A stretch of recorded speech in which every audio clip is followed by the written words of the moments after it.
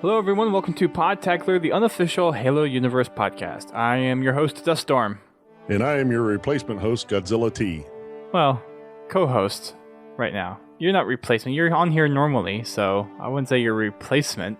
Aw, come on, you stealing my thunder. You know, The Replacements. You ever watch the movie? No. Oh. No. Well, that was wasted. There's lots of movies I haven't Somebody seen. will understand that. Yes, I'm sure I'll probably get some amount of hate tweet or something. It's like, you haven't watched this thing? But anyways, we are going to be doing a dedicated set of shows now talking about Hunt the Truth. Because there's so much that's going into every episode that gets released, we're actually going to separate out the Hunt the Truth episodes with the rest of the stuff that we're going to be talking about. So this is the first one that is basically set apart from the rest, and we'll be doing 2 shows per week, basically, until E3. So if you didn't get enough of us before, or if you were sick of us before, well, now you get us twice a week. So have fun. But we have another episode 3 of Hunt the Truth. This one called Critical Condition. And I think there's quite a few things that we mentioned on our last show talking about Hunt the Truth that kind of got confirmed in this, but we'll get to that here in a little bit.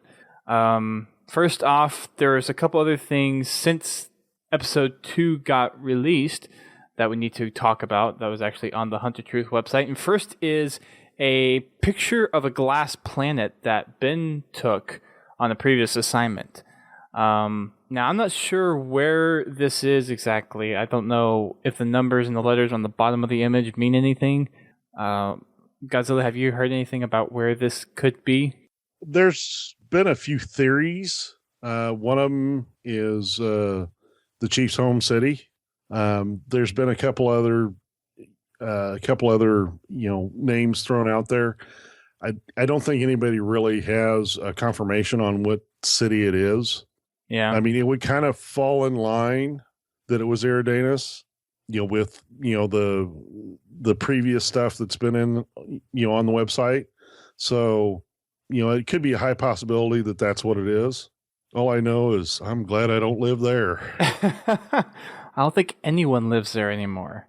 That was one of the things that I saw people say. I think another one was Reach was a possibility. Some people said New Alexandria because of what happened in Halo 4, but that doesn't really match up. I don't know why people would say New Alexandria, because that was just the composer. It wasn't actually being glassed.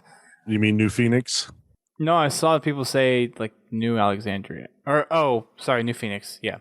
But that wouldn't really make much sense. Yeah, because the composer doesn't do any physical damage to buildings. Right. It just digitizes human bodies. Right. God, that sounds bad. So I'm guessing.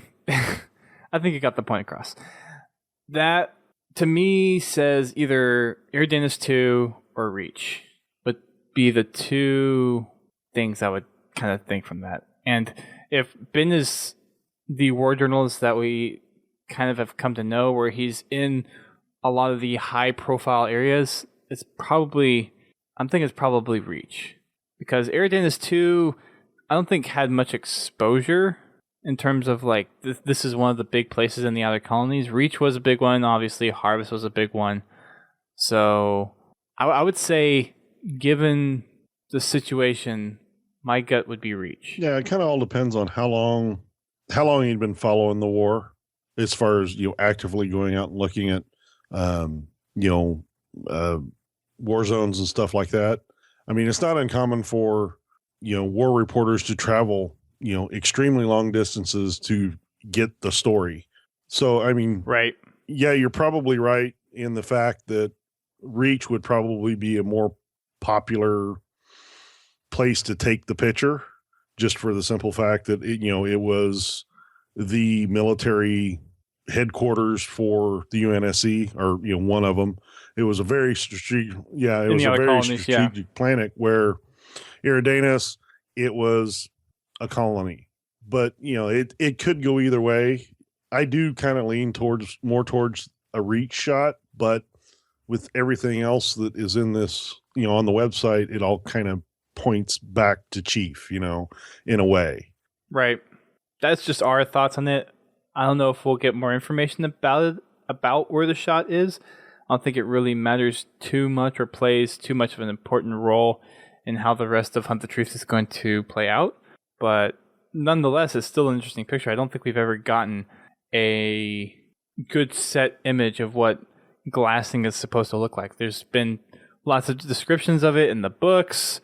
We've seen planets being glassed from cutscenes and stuff, but we've never have, I think, seen the end result of a glassing in the Halo universe anywhere. Or am I well, we right got with that? Kind of. Can you think of anything? In the the little short stories. What was the? I guess a little bit in Reach. At the end of Reach, maybe. Well, the short stories they put them out. Oh, what was that video series they put out? Where they had all the different types of anime. I'm blanking on it right at the moment. Yeah, Legends. The one where they're following the elite that's traveling around the planet that they didn't glass, but they carved with their glassing beam. They carved a symbol into the planet. So we got to see a little bit of it there. Granted, the way they did the animation in it was kind of hard to distinguish it from, Earth that hadn't been touched. But they've always done a real good job of describing it in the books. And, the way they describe it in the book and what I see on that in that picture, pretty much matched up. Yeah, pretty much. You see some of the structural pieces left over there, and then everything else that was on the ground was basically melted to glass. Kind of reminds me a little bit of like after you see lava flowing somewhere, although without the crustacean left over. Well, I mean, it's intense heat, and you know, for some of the people out there that may remember, back in shop class when they did a casting, we're teaching about casting, you'd see a similar effect in the casting, where, because you're using sand to shape the mold and you pour molten metal in there. You get kind of the same effect. You get kind of a shiny to the inside of the sand when you break it apart. But anyway, that looks just like they described it in the books. Pretty much. I never took a shop class, so I'm just going to take your word for it. I'm sure other people will agree with you.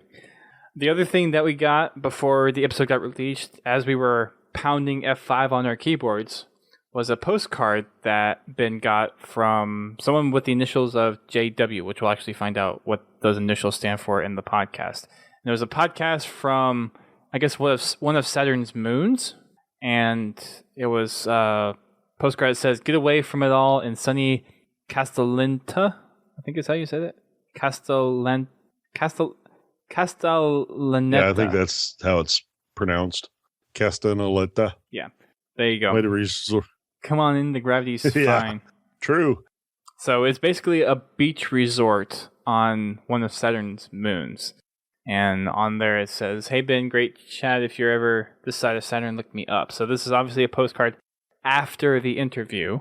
So it looks nice. I guess they're terraforming a lot of planets. I know they terraformed Mars, and they have the moon base. I didn't know they had anything specifically on Saturn, so that's interesting. That they have a beach planet for the most part as a vacation spot within the solar system. Well, they do make mention of it. I think it's in Contact Harvest. They do when they are out looking at new worlds. They are looking at worlds that don't need to be terraformed. And I've only read that don't one need to be terraformed. Whereas, like the original trilogy, I've read a couple times. But so that's all the stuff that we got before the episode came out. So shall we just dive into the episode now? Yeah, let's move on to that. So we start off with a new character that we haven't seen in Hunt the Truth yet, and that is Ray Kurzig. That's how you say that. Ray is a good friend of Ben's, and he's a good independent analyst, very efficient, very resourceful, someone that Ben trusts, and he actually had him go research some of the stuff that Ellie and Katrina had told him about John's past. So He was able to meet up with Kruzig after a little while, after he was able to go get the info that he needed. And Kruzig basically confirmed what Ellie and Katrina were saying, how John died at the age of 6 and how John's parents were still alive, still around on Eridanus 2. And Ben, trying to make the story all fit well and everything, tells Ray, no, that's not possible. You're wrong. And Ray comes back and says, well, tell that to all the merchants and people that say he's alive, that he's paying that they're paying bills, and that they're still around.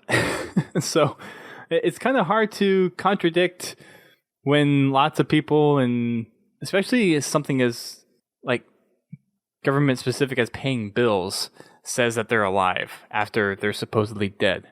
You know, I particularly like the point he made about the genetic specialist, or what did they call him? The autoimmune specialist. Yeah, autoimmune specialist. Right. In 2517. I wonder why they needed him. I don't know. I don't remember if we mentioned this specifically on the last podcast. I think we did, where John died. His clone died at the age of 6, shortly after he got taken from Halsey, because of the clones died off really quickly. They quickly, what's the word I'm looking for? Degenerated? Some of the clones degenerated very rapidly. Degraded. Yeah, degraded. That was the word I was looking for. Where they only lasted a few weeks. Some of them did make it a few years, but they were extremely handicapped. You know, some of them couldn't walk. Some of them, they had very serious handicaps due to the cloning, and then eventually they would die too. But John's clone was one of the unlucky ones. Well, I guess they were all unlucky, but it only lasted a few weeks. So you can see where they were bringing in the specialist to try to figure out what's wrong. Right.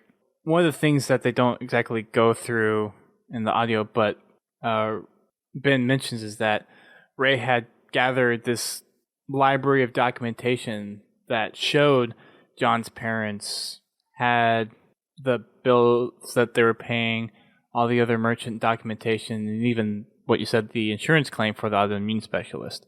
So everything that Ellie and Katrina were saying was supported by what Ray had found.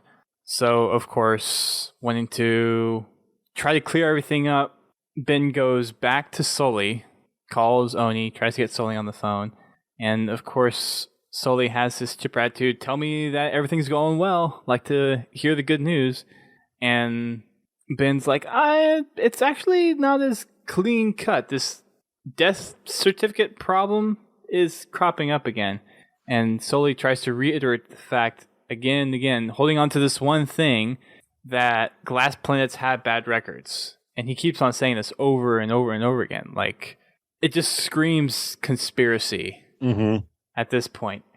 And Sully asks Ben if he's recording. And of course he says yes. And that was his cue to cut recording. And after that, Ben says that the rest of the conversation was basically them discussing on whether or not he wanted to keep this job. And of course he did. So the call pretty much ended. And I think we can assume at that point it was Ben basically had to shut up, take it from Sully, that you need to do this right, talk to the people that they had lined up for him, and then just go with that story. Not find any of these extra contacts that he's been going to, not trying to dig into the meat of the true backstory behind Chief as much as he was doing. And we all see how that worked. Yeah. Because he keeps on pulling on threads. This one little thread that happened at the very first episode with the one death record keeps on coming. Yeah, my favorite part of that conversation is, do glass people have bad records? He's getting so frustrated. Oh yeah.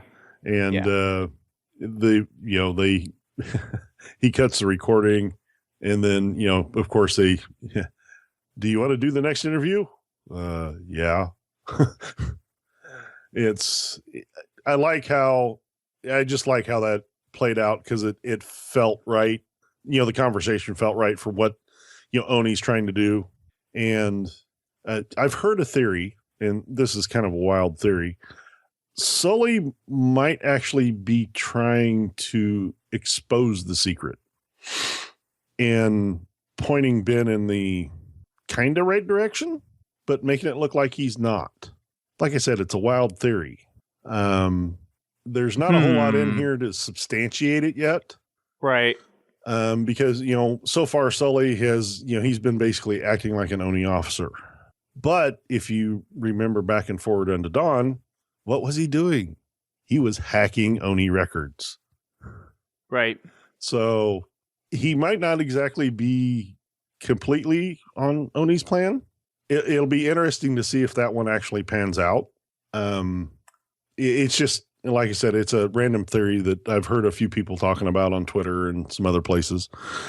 But on to, the next part where he starts to, what was the next thing he hears from? Jacob Walker. Postcard man. Yes, postcard man. So the next interview is from this retired Navy guy who has a lot under his belt. He called, or Ben calls him up, and of course, being on a beach vacation resort type place, Ben mentions that he wasn't wearing a shirt when he answered the call. So put on the shirt, got to talking about how during his time in boot camp, there was this one person, John, basically, who he thought was like the age of 19 or 20, all jacked up and tall. And then he found out later on that John was actually like the age of 16, really young. Real, just like buff, jacked dude. And he mentioned how like a lot of the stuff during boot camp, there's a lot of like talk and uppity up, and there are people being dumbasses and jackasses and chest puffing, getting all like getting all like uppity up about all the stuff that they're doing. But John was, even though he was like kind of this big figure, he was someone that was kind of just like quiet, to his own, in the background type person. Not even really a problem to anyone else, not really getting in with that uppity up crowd. And over time, as they were doing training exercises, he talked about how John was the one that always took responsibility, always was the last one to finish something for his team. So it kind of really shows the qualities of a leader and how John was kind of revered from his point of view, and it really made an impact on him. Yeah, he also mentioned how, whenever, again, whenever his squads went out on these long hikes and stuff, he would be right up front at the beginning, but as the hike progressed, he'd kind of fade back through the pack, and, he'd help the people that, guy twisted his ankle or something, he'd help him along until he, got his foot back under him. And then he'd always make sure he finished last. So, because the punishment for finishing last was you got to walk back. Everybody else got to ride the Pelican, but you had to walk back. And this was out in the wilderness of Reach. So John would always make sure that he was the last one to finish so that everybody else got the ride home. And he would walk back. And he was also amazed at how well John did at that by himself, going from the RV point and walking back to base all on his own, no navigation equipment, nothing, just, the clothes on his back. He mentioned how impressed he was that John could do that. But then we start to see a sudden dark turn at the end of Walker's interview. And following on what you were just talking about, Walker says what he was able to do, getting back in the zone like that in pitch black without nav equipment, the man was the inhuman. Mm-hmm. That kind of leads into our next interview. But something that we actually discussed right before we hit the record button was, where does Walker kind of play into the story of Master Chief, or is he one of these Oni plants that we were suspecting, or was this someone that was actually there? And from the way that Walker was talking, it was almost like he was there with John through boot camp and all that stuff. But the only way he would have been that way is if he himself was one of the abductees and he was training there right alongside John, and then he washed out after going through the augmentation process, which doesn't really seem like that's what happened, especially after getting to the very end of it, where he was talking about how what John was able to do sometimes was inhuman. Yeah, the way he stated everything, it's like he was a witness to what happened. It's not like it didn't seem like it's, Oni handed him a script and this is what you read back to him. So I think that the guy was actually part of John's life, when he was in boot camp in the Spartan training. But the deal is, because there is a slight age difference, but not enough to really compensate for, now that I think, because they said he was 50, right? Or did they say in his 50s? Like right now, yeah. I think he was in, he talked about like after 28 years of service, and at the time they were talking, he was getting into boot camp at 19. So yeah, he was probably in his 50s by the time. Okay, so this there's interview probably came along. between. But at this point, John's 45. Right, because we're looking probably 5 to 10 years age difference, depending on where in the 50s he is. The reason I bring that up is the other possibility is that he was one of the trainers. Right. If he was more towards the 10-year difference, and he was a little later in the program, like after John, after the Spartans trainees were, in their early teens, he would have been around to witness a scene that they mentioned in Fall of Reach, where Mendez takes all the Spartans out in the middle of the woods, drops them off with a partial map, and says, "Okay, find your way back. Find your way to the RV point." Although that would have been way before the age of 16, like you said. Yeah, like I said, it all kind of depends on where in the 50s this guy is. If he's 55, 56, 57, it's possible he would be old enough to be a trainer. Barely. Right. Now, in the interview, Walker said that at the time he was 19, and he said, turns out that John was 16. So I guess there's only if 3 that years. age, if that age difference is true, and the age difference isn't that much, I don't think anyone in boot camp, though, would be transferred out as a trainer for these kids, though. So in some aspects, this interview seems to kind of coincide with a lot of the stuff that we know from Fall of Reach, and it doesn't really seem like a misleading plant by Oni, but at the same time, there are a few things in there that don't exactly add up either. Well, yeah, like the fact that John was in the regular military. Yes, he was going through boot camp, but he was going through the Spartan training. He wasn't in regular boot camp, so he wouldn't be exposed to this guy in a normal situation. But he would have been in the middle of Spartan. Well, actually, at 16, he would probably be recovering from his augmentations, if I remember correctly. That sounds about right. Right. And as we were talking, that at the time they did their augmentations, we kind of calculated out, because the beginning of the book for Fall of Reach starts at 25:17 when John was at the age of 6 when Halsey abducted him, and then 25:25 is when they did the augmentation. So he was 14 at the time that they did the physical augmentations to the kids. Okay, yeah, that makes sense. It's like some of the pieces from Walker matches up, but not everything does. It's very interesting. Well, and some of the stuff actually coincides with the book too. The whole thing about them having to hike to catch the Pelican dropship, the whole thing about them having to navigate in the dark back. Mm-hmm.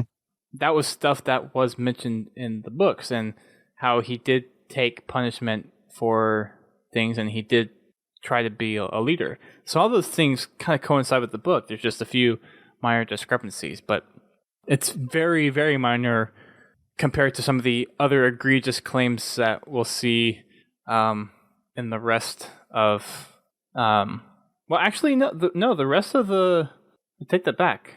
The rest of the podcast is actually confirming the truth, so I take that back. But it kind of goes against a lot of the egregious stuff that we hear from the Oni plants. Mm-hmm. But the next one is with this Anthony Petrosky guy. First line out of his mouth, he says, "That kid was a monster." All right, they all were. This one is an ODST that been found through Mashak Maradi. Mashan? Mashak Maradi. Yeah.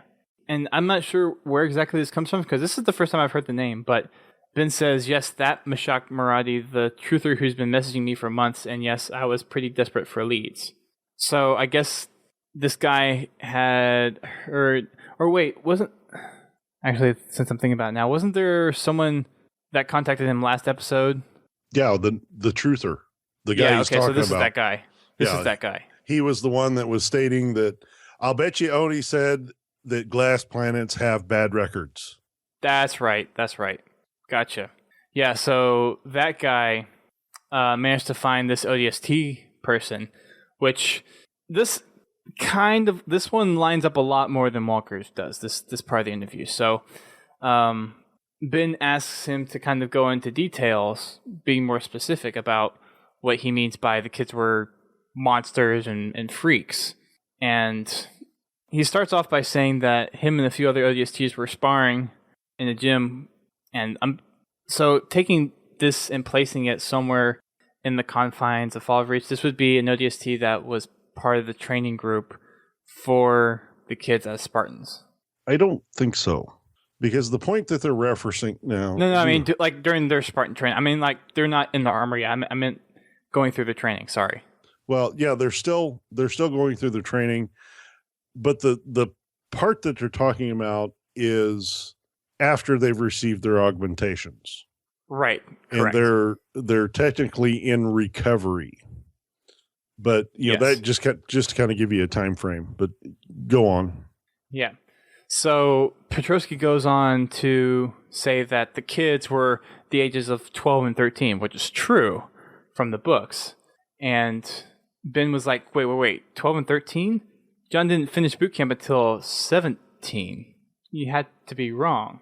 And of course, Petrovsky's like, no, this he's dead on set on what he knows. And then of course the ODSTs kind of got involved with John. They kind of got in a little bicker, and then they started mouthing off to each other. And this part actually coincides with the book. He says that as they were giving each other attitude, one of the CPOs comes in and orders the kid and the four guys to just start fighting it out. And this actually, so the only part I'll preface. Well, no, I'll finish this part and then I'll go through what the book says. So the CPO orders the four ODSTs to just hammer it out with this kid in the ring. And Ben says, so 4 soldiers were sent in to fight a high schooler. And Petrovsky's like, no, this is 12 and 13-year-olds. And Ben's like, fine, either way. They ordered to fight. And Petrovsky's like, it wasn't even a fight. It was done. They were lambs before the slaughter. And he goes into the detail. And from what Petrovsky recounts, he said just as they started off, the first punch, he hit the guy square in the chest and it instantly stopped his heart. He died. Another punch, just one punch, caved in the man's face and he died. Another ODST had a cracked pelvis, and then the other one had a broken spine who was never able to walk again. And Petrovsky also mentions how the sound of the punches that this kid made didn't even sound like human punches. They sound like rapid-fire explosions. And Petrovsky wasn't one of the ODSTs. He was across the gym, which might explain why it's not as accurate to the book. But the things that John did to these ODSTs, Petrovsky was convinced that it shouldn't have happened. From a kid that young, shouldn't have been able to take out 4 ODSTs like that. Yeah, he made mention that not human. There was no one went in to break it up because it was over in 5 seconds. Right, there was nothing to break up. Mm-hmm.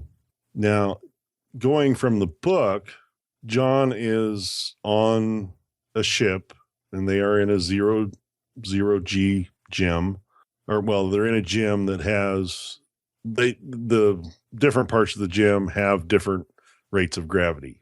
Right. Different gravity settings, basically. Right. And John, with his new enhancements, is feeling off. It's like picking up a 40-pound dumbbell and it only feels like it weighs 5 pounds. Mm-hmm. So, he pulls a pen out of a weight bar to check the 1G setting to verify that, he's doing it, or that, everything is correct in the room. And what happens is these 4 ODSTs come in and they start to work out. Well, one of them picks up the bar that he pulled the pen out of, and it drops the weights, and it almost crushes the ODST. And that's what starts the fight. The other thing that really bugs me is that when they look at, or when John goes into the weight room, it's empty. He's the only one there. So I'm trying to figure out at what point did this guy come in? Because, they only mentioned the 4 ODSTs. Now, it could just be simple oversight. But after that, the ODSTs start mouthing off to John because, he made him drop the weights. Right. And the CPO comes in and says, okay, guys, why don't you hop in the ring and settle it? And this is where, the two stories start to line up, with the exception that one of the ODSTs takes the weight bar into the ring. Yep. So it's not necessarily what you would normally classify as a fair fight, as far as, beyond the point that you have 4-on-1. But the rest of the description of the fight is pretty straightforward in what the book says happened. He did kill 2 ODSTs, and he did cripple one and seriously injure the other. The fight was a little bit more detailed in the book, but I can understand why it's kind of abbreviated in this. And then as the last ODST falls, Mendez walks in and breaks it up. So, even though there's nothing to break up at that point. Well, he basically pretty much. He basically sends Chiefs to the showers. He just tells him, go get cleaned up. I'll talk to you here in a little bit. Mm-hmm. And he's already called the medics and all this, and tells that CPO that he needs to report for debriefing. Mm-hmm. And the CPO says he's one of those. So it's like the CPO oh shoot, this is one of these Spartan kids that they've been training. He probably doesn't know that they're Spartans, but he knows that they've been heavily or genetically modified or surgically modified, however you want to put it. Yeah. So that, the CPO figures that out at the end. So, there's a lot of this, there's several discrepancies between the two stories. But they match up. They do match up. The one thing this guy is obviously one of those guys that wasn't involved with Oni's weird recruiting thing. This is the truth. This is the truth part of this. And, we can kind of correlate everything that Petrovsky said to what happened. And I think the guy that first tried to attack John, John took his foot to the man's knee, punched him 3 times, hit him to the ropes. I think that was probably the guy that got his heart stopped. Mm-hmm. And then the next guy was the one with the weight bar. He attacked John. John grabbed his fist around the bar, twisted his fist to break his bones around the bar. Yeah, crushed his hand. And then so there was that guy.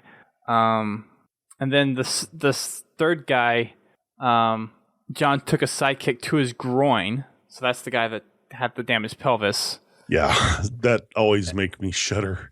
Yeah, that's... And then the last guy, John takes the free barbell and breaks the man's neck. Mm-hmm.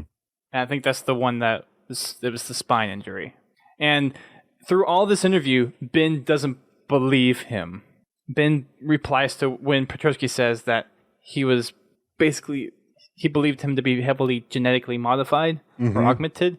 Ben's like, so you're telling me that this guy was somehow genetically modified or genetically augmented as a child, even though they weren't genetically augmented, they were structurally augmented. Nothing really genetic was done. But the point of it is, Ben didn't believe him, and Petrovsky's like, you think I'm lying? Hey, it doesn't make any difference to me, but I was there. I know what I saw. I was there. You weren't. I know what I saw. Exactly. Click. Yeah. Then Ben has a voiceover where he says that he knows Spartans go through a few augmentations, but those were for fully developed adults. And how could a 17-year-old go through that procedure or even survive that procedure? Mm-hmm. It seemed horribly risky if what Petrosky was saying was true, which exactly lines up with how risky the Spartan 2 program was, but yields to the success of how good the Spartan 2 program was because of what Halsey did. True. The only thing, he's not seeing is the fact that, yeah, they did it to teens, but they were 13, not 17 when they went under the, Right. 13 to 14 when they went through the augmentations. Mm-hmm. So, it's going to be interesting when he comes to that realization that what this guy says is true. Oh, yeah. It's going to be the equivalent of stepping out in front of a truck. Well, he's already been getting hit by cars by now, and I think the more and more he goes into this, the more and more he realizes, oh, this is one giant cover-up that's been going on. Mm-hmm. And it's a little difficult to think about it, really, because if you try to view it in the perspective of what's going on in the universe, we already know everything that's gone on from the truth aspect of it, and everything right now is all in Fall of Reach. Everything that has been mentioned pretty much of the truth side of this story is in this Fall of Reach book. Mm-hmm. Which is why I think eventually we'll probably do a book review for Fall of Reach, because this is good. But if anyone wants to go and see where this fight was, it's chapter 7 of Fall of Reach. So if you want to go and read that, and it's only like 7 or 8, 9 pages long, so it's a short read if you want to go kind of read up on that ODST fight. But the all the stuff that's been discussed from the truth side of things, we pretty much know. So it's interesting to see how they're kind of approaching it, like what the universe is actually portrayed to know, because we've never really seen that side of it. We've only seen the absolute, this is the side of the Spartan program and everything that's gone on behind the scenes with Oni, with the Covenant, with the Civil War, the insurrectionists, and all that stuff. So it's interesting to see the difference in what people are exposed to inside the universe instead of being outside the universe and knowing what's going on. I've really enjoyed the parallels that they are drawing with the book Fall of Reach. Because a lot of the stuff, there's so much similarity. I mean, yeah, there's little tweaks and stuff, but we're dealing with an audio podcast and not a book. Because I mean, the book in an audio form is 12 hours long, so you can't put all the detail in there. It's really intriguing me, and it's actually got me wanting to listen to the Fall of Reach again after I get caught up on my podcast. You can listen, I'll read. Yeah, I got to get caught up on my podcast first. Got to get all the latest and greatest. Oh God! But anyway, yes, so many. The next thing that comes up in the podcast, though, is Ellie Bloom comes back to follow up yet again with more stuff because Ben apparently sent her a review copy of episode 1 and wanted feedback on it. So when she was ready to get back to him, he actually went off of Waypoint and got on Chatternet, which I guess is kind of like a back site kind of chat that's supposed to be off official channels kind of thing. And Ellie had to say 2 big things. First was that Dion Governor is an absolute liar and a fraud, which I didn't fully expect to be just completely outright, but it fits very well with our assumptions that Oni's been planting this story the whole time. Yeah. It's really, after that, after what she states, you can see that, yeah, everything he said was a lie. So Ellie comes in saying that there was never any boxing league, no boxing at the high school. In fact, boxing at the turn of the century hadn't even been a thing because there were questions about the ethicality behind whether kids should be boxing. And there was a big injury that happened a long time ago, and it started a controversy on whether or not this was legal. So by the time that John was in school, there was no boxing pretty much anywhere on Eridanus 2. Yeah, they basically just banned boxing as a sport. So there's there's no way they're going to be having a boxing class in high school. And she compared it to having a gun range in a toy store. I thought that was a nice comparison. I thought it was too. Puts it into a lot more perspective. True. And it gives you the shock factor that you're looking for in that kind of stuff. So so basically she confirms that John never was in the boxing club because the boxing club never existed. First thing about Fight Club is you don't talk about Fight Club. I was waiting for that one to show up again. Yep. There you go. I figured I had to drop it. It's appropriate here, I think. Sure. First rule about Fight Club: don't talk about Fight Club. But the other things that she says, more discrediting to what he had to say. Right, which was that there was no insurrectionist takeover. There was never any kidnappings by the rebels on Elysium or at Elysium City. And Ben's like, hold on, that cannot be true. Yep. There's a well-documented presence of insurrectionists in Elysium. And Ellie comes back and said, yeah, there was, but it was only political. There was rarely any violence. There was no one abducted. It was just a big political presence. So everything that the boxing coach has said is a complete and utter fabrication. Complete lie. Now, she even adds the fact that Elysium was basically a place where refugees would go. Mm-hmm. The only place that really didn't get hit by the insurrectionists. So after hearing all of this, Ben is frantically trying to figure out, okay, what is it that does not make sense about the story? Why are there so many holes? So he's trying to go back and reach out to these contacts to straighten out the story. So he can't get a hold of Dion Govender, can't get a hold of Gabriella Dvorak, who is the lieutenant on the Unto the Breach, but he was able to get a hold of Thomas Wu, who talked about was it episode 1 or episode 2, talking about the insurrectionist camps? I think it was episode 1. Yeah, episode 1. Talking about how bad the camps were and just how horrible the experience was. So Ben calls Tom up, and it's late at night, so of course he's a little bit disoriented. And Ben's like, I hate to bring this up, but are you absolutely certain that Elysium City was under violent control of insurrectionists? And Thomas Wu is like, I told you this before. And Ben's like, I know, but are you absolutely sure? And Ben does an interesting play here where he kind of leads Wu on this trail of trying to get him to confirm. He basically says, you listed off all these cities on Eridanus 2, but you paused when you got to Elysium City. And when he said that, Thomas Wu kind of cracked and is like, wait, you're defending them now? After they didn't take us in? After they didn't help us out? So this kind of leads to the fact that he was there, but Elysium actually was not affected, and it hurt him kind of badly, too. Yeah. So this reinforces Ellie's and Katrina's viewpoint on what happened in Elysium City. And the best part of this conversation is, he tricks him into saying this, and then, he's basically, Wu says, I shouldn't be talking to you, and hangs up. And then Ben makes the realization he just had this conversation over Waypoint.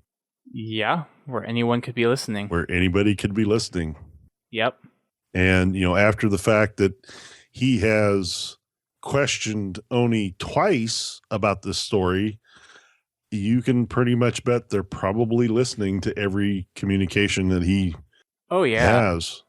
So, definitely. Now the next thing is, what happens next? Well, before he ended the call, one of the things that really stuck out to him, which I don't know how this is going to play out on the podcast, but it definitely reinforces the whole Oni thing, is that Wu says, I just want peace of mind for my family. That's all I wanted. Mm-hmm. And Ben's like, wait, how does telling me or lying to me that there were insurrections in Elysium City give you peace of mind for your family? And Ben says how Wu became lucid and his tone entirely changed, where that was the point where Wu realized, oh, I completely screwed up. Yeah. This cover I was supposed to play, I just wrecked it. And that's when he says, I shouldn't be talking to you. Leave me alone. It kind of very suspicious. Yeah.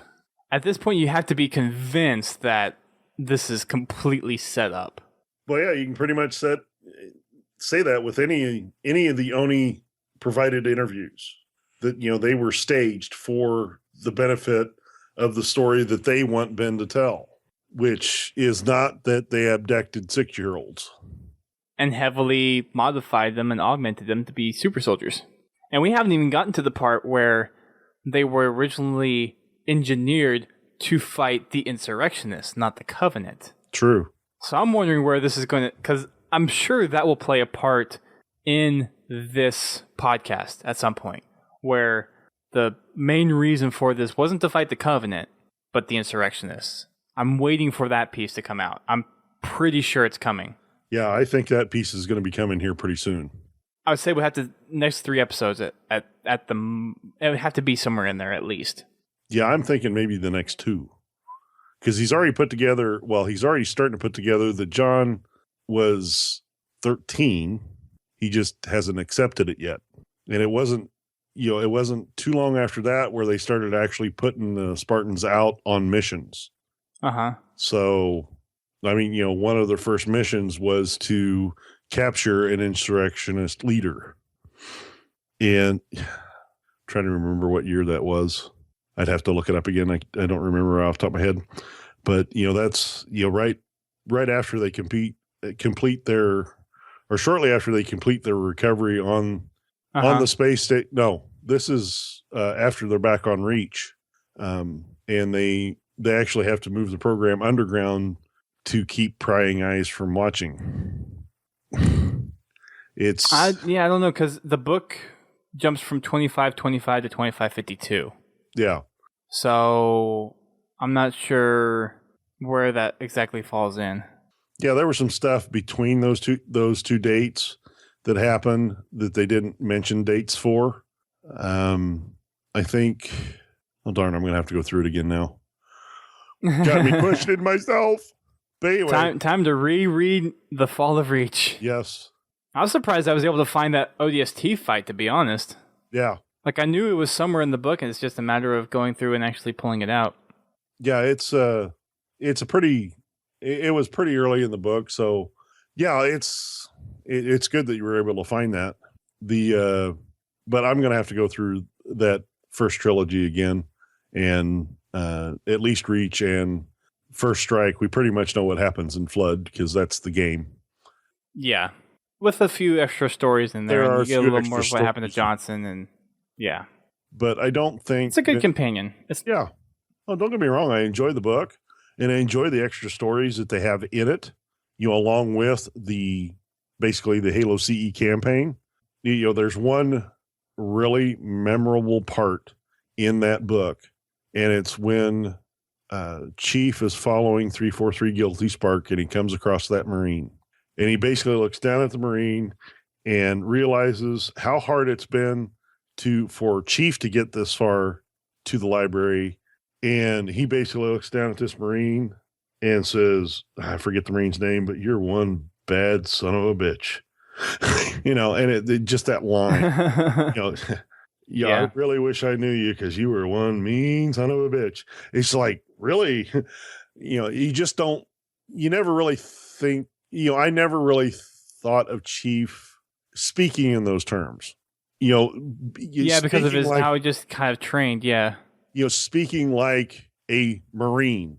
You know, that's the reason they say a sailor's mouth will make you blush.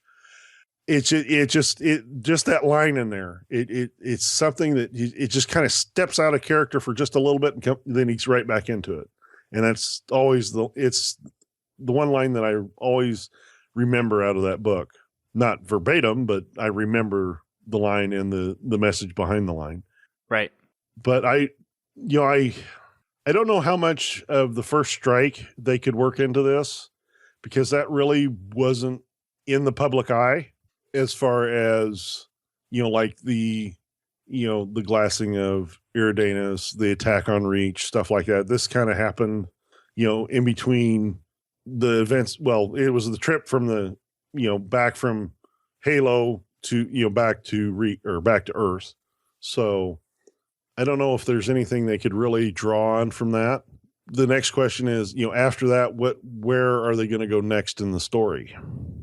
Well, and something that you said kind of had me think about something else, where why all of a sudden is Oni interested in having someone investigate Chief's past? Why is the interest of Chief's past all of a sudden a thing? Is it because we're now labeling him as a traitor and people are curious of what his background actually was and how he maybe got to this traitorous state, or like what? That's a question I'm starting to think about now, is why all of a sudden is there this interest? Yeah, at first I was thinking it was kind of a CYA deal.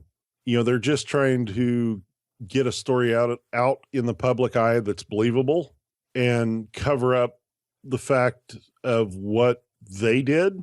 But all of a sudden now it's starting to seem like there's more to it than that. It's like they've got Benjamin investigating the chief to maybe, almost profiling. Yeah. Like they're trying to predict what he'll do next. I mean, I think we kind of know what direction that's going in. And we've mentioned it on the show where there's this greater calling for humanity, which Chief and Halsey are basically pursuing. Halsey, I think, understands it a little bit more because of her research and scientific background, but Chief's more like, this is what I know I have to do kind of thing, where it's like, I don't fully understand why I'm doing this, but I know this is what needs to be done. Yeah. With Halsey, right now at least in the universe, what I get out of what they're doing with her is she's on an information hunt. Mm-hmm. She's trying to gather as much Forerunner information as she can. I don't think she's really come to the determination of helping humanity attain the mantle. I think right now she's on the hunt for information that she can use to hurt Oni, because, right in the Spartan Ops cutscene, Jewel asks why she's so willing to help, and she basically says it, revenge. But, and I mentioned this. That's not her only motivation, because Halsey at her core, she's an information sponge. She always has been. Yep. She stated that, multiple times in her journal and in conversations. When she's talking about, when she was talking about in her younger years, she would absorb all this information, and she drove her parents nuts with all this information that she would learn. And I think, the main focus for her, I think, is the information part of it. Now, she may come around to wanting to help humanity achieve the mantle in, with at least with the way they're looking, the way they've kind of wrote her character to be penance for what she's done. But I don't think she's quite to that point yet. And then on the chief, I really do think it has a lot to do with the librarian.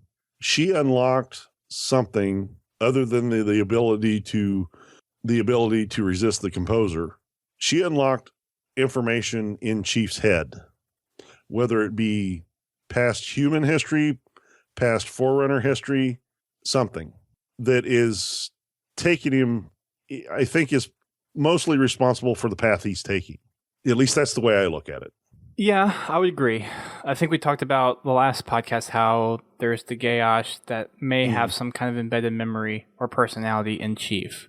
So I think that's very possible. I would be a little surprised if there wasn't something, or at least kind of maybe not specifically a memory, but maybe an influence. Mm-hmm. There's something there guiding So I agree the with Chief. you there. Like you said, going back to this Hunt of Truth, it's just, as heavily as they're drawing on Reach, the Fall of Reach, the book, The Fall of Reach right now, to put that doubt in, the newcomers and Benjamin's mind. Just, the way they're playing with the different stories or different parts of that book in this podcast, it just really makes me wonder where they're going to jump to next. Well, for me, my wonder is where are they going to jump to, and it's something that we've never seen before. Mm-hmm. Oh, there's going to be some of that too, but I'm thinking that's probably going to be later on. Yeah, probably I'm pretty around sure it is. episode 6 or 7 is when the new stuff probably is going to start trickling in. It would be nice if it comes in sooner, and I definitely won't argue with it. Mm-hmm. It may come in right after they finish up with this Reach thing, because I mean they've almost gotten to the point where John gets his armor. They're getting real close to that. Yeah, and I'm sure they're going to bring up a few more little pieces of the Fall of Reach in at least the next couple episodes to get it to where John is officially a Spartan, and just to mess with try to mess with the timeline they're trying to set for Chief. right. Because I have a feeling they're going to go somewhere along the same route as, or try to make it fit with how the other Spartan programs went through a similar augmentation, or I guess focus more on how the Spartan Force did it, where John got to an adult age and then he went through the augmentations to become a Spartan. Right. Like how you have most of the Spartan Force today. Yeah, they're going to definitely try to play it off like that, to where that he volunteered to become a Spartan, and that he went through the augmentations as an adult, not as a child. Right. The only thing that I kind of question right now is because we've seen so much in terms of conflicting views or stories in the Hunt the Truth podcast so far, where he's still going down this path of trying to figure out why these things don't fit. So at some point, does he just say, okay, I'm just going to forget this for now and then move on to the next part of John's life and then find out more loose threads? Or is this going to be something where this whole loose thread thing just still permeates and grows? Because for the first episode, we have one line that mentions something that's contradictory, which is the death record. Mm-hmm. And then the second episode, we get to where it's maybe about 30% is talking about the contradictory part. In this episode, we have like 50 or 60% where it's talking about the truth contradicting what people have been saying. I think we're going to continue to see this. I mean, he's found the rabbit hole and he's already done dove in. I just see it expanding from here, where to the point where we're almost seeing two separate stories. We're seeing the story that Oni wants to portray, and then we're seeing the real story. The stuff that actually did happen. Because I think I don't see him letting this go. I don't see him saying, okay, I'm just going to put this aside and I'm going to focus on this and, do this and I'll worry about the loose threads later. I really believe that he's going to keep digging. Now, he may put on the appearance that he's not, but he's going to keep digging because he wants to know the truth. And he made that very clear in the opening sequence on the primer, how he talked about, this was going to be a cut and dry story about Master Chief, and it was nowhere near that. So, he's done jumped in the rabbit hole with both feet and trying to do the splits. So I really do think we're going to continue to see this Oni storyline, where they provide the interviews and, it's all hunky dory and Master Chief was just a patriot at heart and, he wanted to fight to protect the human race and all this and, all the stuff that we know John was just at an earlier age than what they're portraying. Right. So far, they're not really discounting Chief's character. They're showing him as this, the war hero. They're portraying him as, as that type of person. The part that's going to get interesting is when that starts to change. When all of a sudden, because they're going to start us down this traitor path. They're not going to answer the question, but they're going to get us wound up for it. They'll start us down this path and just leave us hanging, unfortunately. But it's going to be interesting to see what they do to change that. How is the story going to alter to go from, here is Master Chief, the savior of the human race, and now he's a traitor.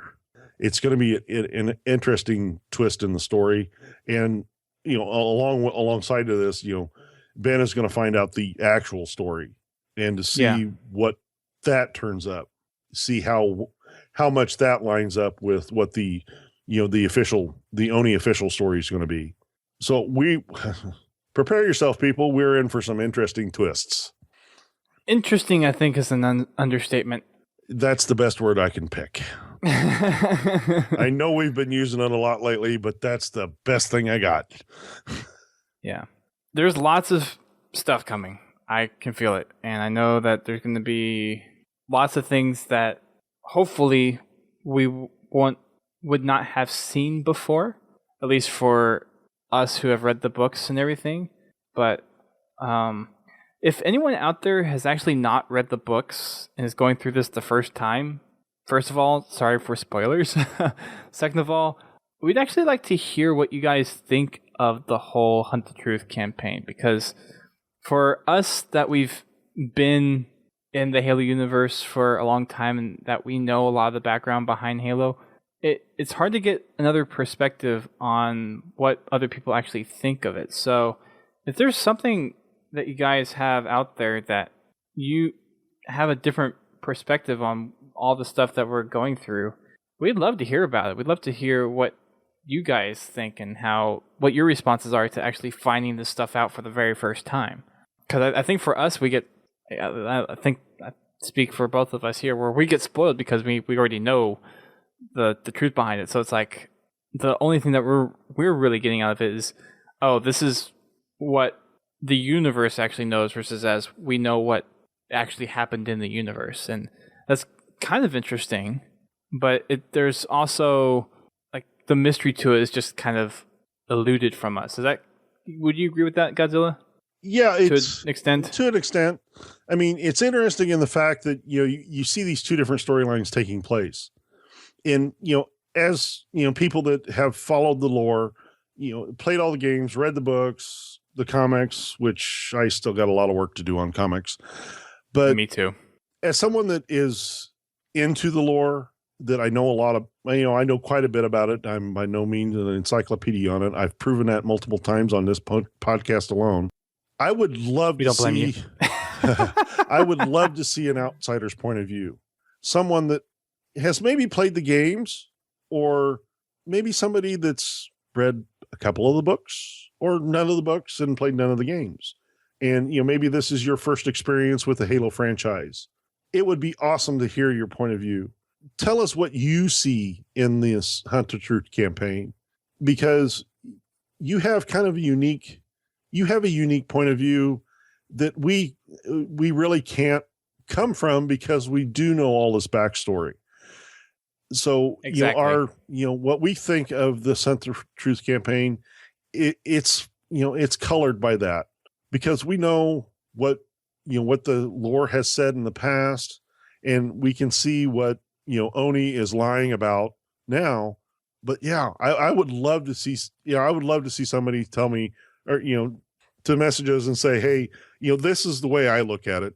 Give us a little bit of background, tell us, if you've read the books, or if you just play the games, or if you're just a complete newcomer to the series, and, tell us what you think, because it would be great to see your point of views. Couldn't agree more. So one last thing that I would like to mention before we wrap this up is there's a new Twitter account that popped up that has the name Benjamin Giraud on it, but the handle is kind of this weird hexadecimal value. And there was one tweet from it. Actually, I should probably look it up and see if there's been any other tweets from it since then. I'm checking right now, actually. Are you? Nope, only the one tweet. Only the one. So one tweet was sent out, and this was actually sent over towards More Console. And it was a picture, and he was able to verify with 343 that this is an official tweet. Do you have the Twitter handle on you that you can read off? Benjamin's? Yeah. It's at 22052-124 lowercase e. There you go. Actually, case doesn't matter on Twitter, but yeah. So there was an official image that came out, and it's basically the screen that, it looks like the screen that when Ben was talking to Oni. It's almost like a kind of a Skype window. Yeah. In a way. It's basically similar to what you would see if you're making a Skype call. You have the video portion in the middle, and then you have your contact list off to the left-hand side. Right. So there's a list in here of people that he's been talking with. Some of them we already know. M. Moradi, we know. T. Wu, D. Govender, E. Bloom, M. Sullivan, and P. Janikek, which I don't think we've seen that name pop up yet. Actually, it is in the lore, and I will have to give Halo Cannon the credit for this one because he's the one that pointed it out to me. Because he did a review of episode 3 on it, and she is a war reporter. And in the Escalation comics, another fellow reporter. And in the comics, the latest Escalation. Thank you. There you go. She actually, in a few issues, teams up with Thomas Lasky to do. I forget what the investigation was about right off the top of my head, but to do some investigations in there. So she is kind of a developed character in the universe. Okay. Interesting. I find it interesting also that the icons for all the people are the resupply icons from Reach. Yeah. You like that? That was kind of interesting. I just now recognize that. But the it's nothing too major in terms of contributing to the whole Hunt the Truth campaign, but it is a cool little screenshot that we have there.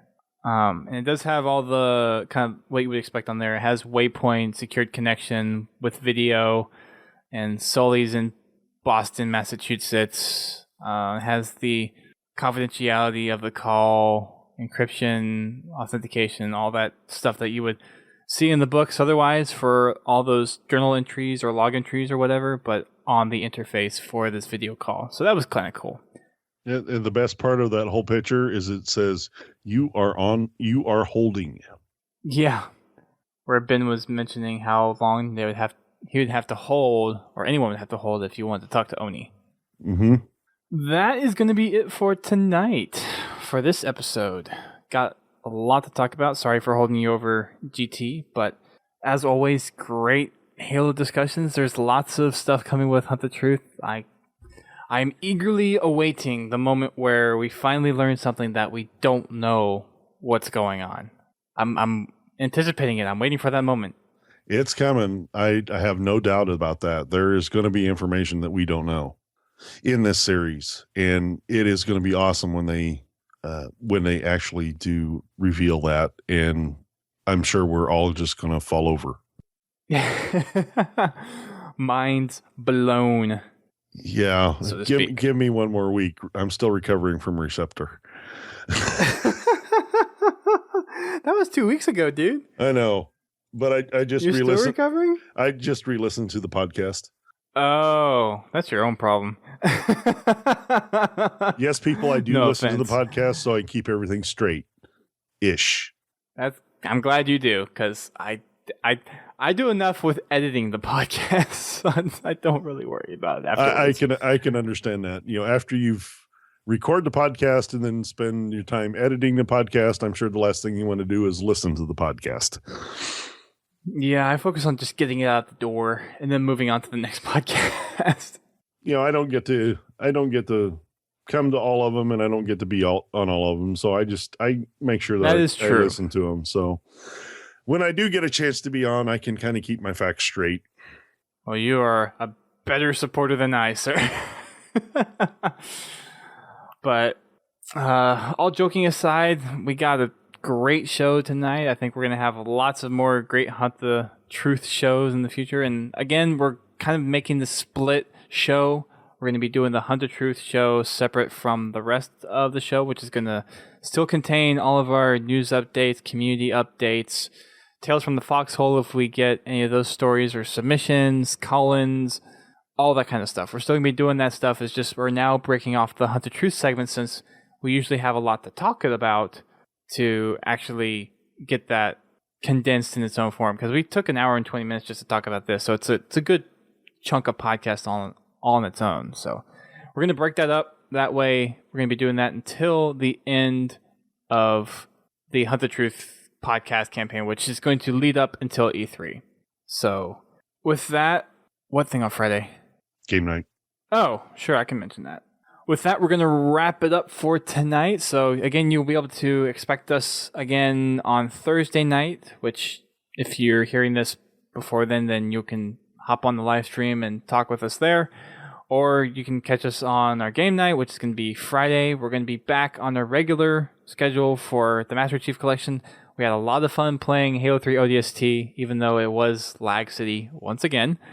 It was still a lot of fun. I have to admit, even with Bio in my party, I had a pretty lag-free game, which is really scary. Yeah, we only had one small, 30-second point where we actually suffered from really bad lag. But for the most part, it was pretty much smooth sailing. And I was really surprised, especially having Bio in my party. For those who don't know, hashtag blame BioWolf.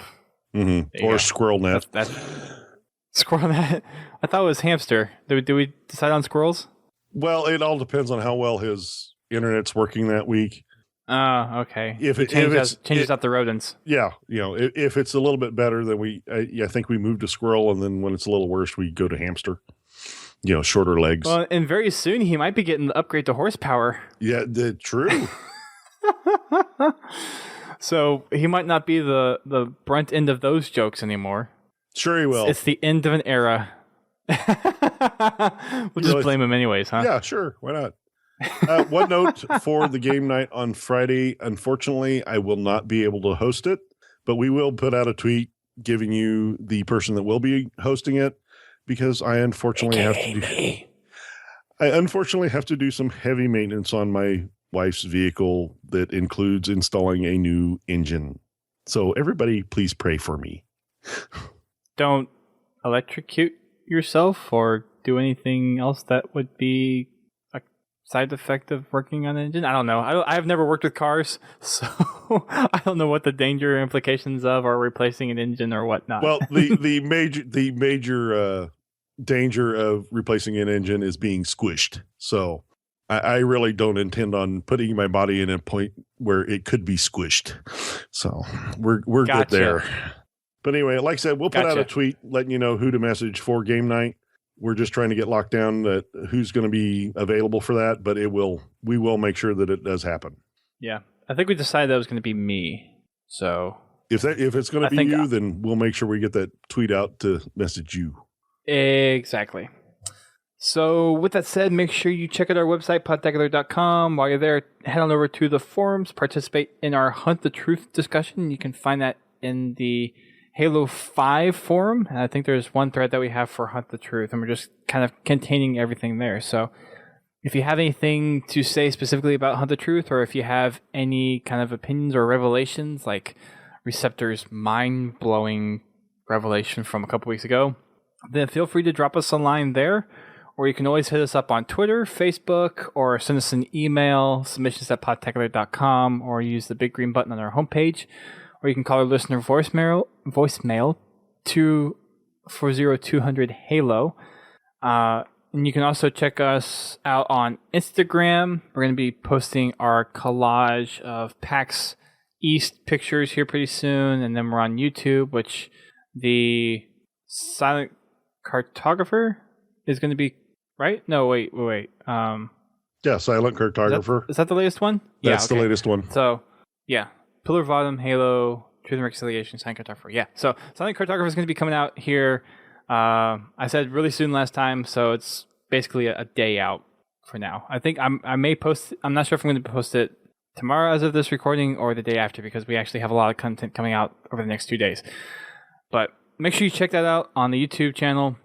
That'll be coming out here very soon. And Godzilla, once again, you're doing a great job with it. I don't know how much feedback you're getting, but there are some pretty cool guides, if you guys have not checked them out, going through all the achievements you could possibly get in a single campaign run through.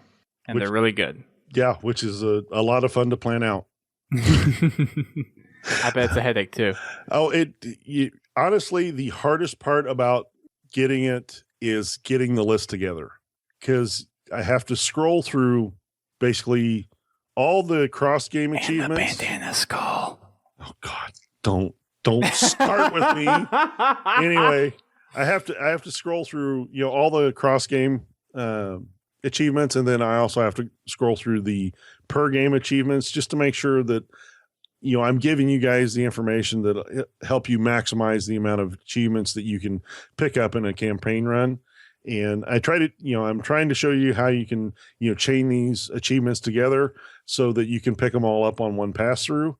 And, by no means, guys, do any of you have to do it on legendary or with the skulls that I turn on.